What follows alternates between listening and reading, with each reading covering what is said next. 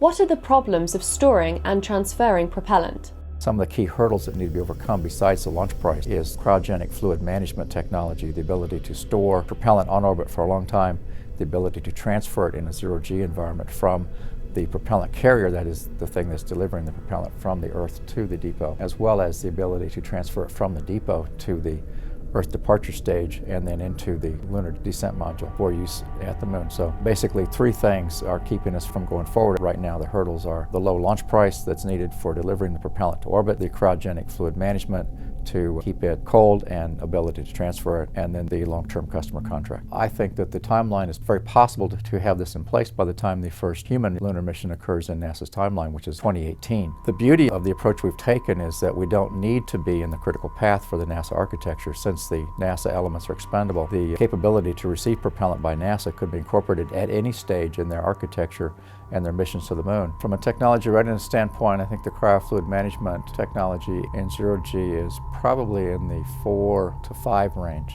We've certainly done long-term storage, long-term meaning in this case 3 to 4 days when we send out missions to GEO for delivery of satellites. We have not done 180-day cryogenic storage in space. We have done studies funded by NASA to look at what it would take to have the Centaur stage for the Atlas V, the upper stage, and the Delta IV Heavy upper stage. How long could they store propellant and what kind of loss rates they would have from an integrated thermal management standpoint, with boil-off being the cooling mechanism. The key issue is how do you transfer that propellant in a zero-G environment without a settling mode, relying on surface tension. We do that today in the shuttle with hypergolics. We do that in our satellites, but we've never done it in space with cryogenics, oxygen and hydrogen. From a technology development standpoint, I think it is just engineering, analysis, design, demonstration, and test. I don't think there's any major breakthrough that needs to happen to make this occur.